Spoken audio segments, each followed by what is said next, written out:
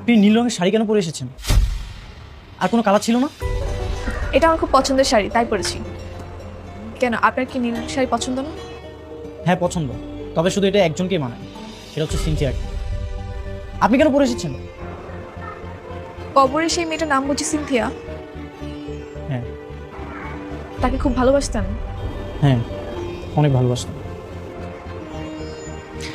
আচ্ছা যাই হোক, তো বলেন আমাকে কেন ডেকেছেন, কেন দেখা করতে চাইলেন?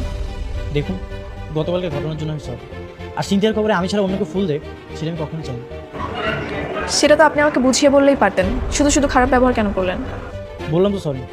আচ্ছা, আজ থেকে আপনি বৃষ্টিকে পড়াতে আসেন। সরি, আমি যেতে পারবো না।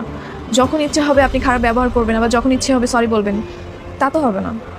বাবা মা অলরেডি অনেক রেগে আছে, প্লিজ আপনি না করবেন। আপনার বাবা মা রেগে আছে, তাতে আমি কি করব? তাদের নিয়ন্ত্রণ করার দায়িত্ব তো আপনার, আর এটা আপনার আগেই ভাবা উচিত ছিল। আচ্ছা, এখন আমাকে কি করতে হবে সেটা বলেন। ফ্রেন্ডশিপ করতে হবে। মানে? মানে এটাই যে আমার সঙ্গে ভালো বন্ধুত্ব করতে হবে। আমি যা জিজ্ঞাসা করবো সেগুলো আস্তে আস্তে বলতে হবে। ঠিক আছে, আমি রাজি। যখন আমার ইচ্ছে করবে ঘুরতে যেতে, তখন কিন্তু আমাকে নিয়ে যেতে হবে। যদি আমি ফ্রি থাকি অবশ্যই নিয়ে যাবো। না, এটা চলবে না। যে কোনো কাজই থাকুক না কেন, সেগুলো সব বাদ দিয়ে আমাকে নিয়ে বের হতে হবে।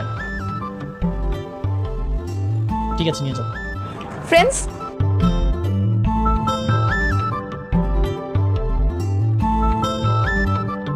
আমি জানতাম মা তুমি ঠিকই আসবে। ভাইয়া যাতে আর কাউকে কিছু না বলে, এটা কিন্তু তুমি আগে থেকেই বলে রাখবে। আর যদি কিছু বলে তাহলে ম্যাডাম আর আমি মিলে চলে যাবো।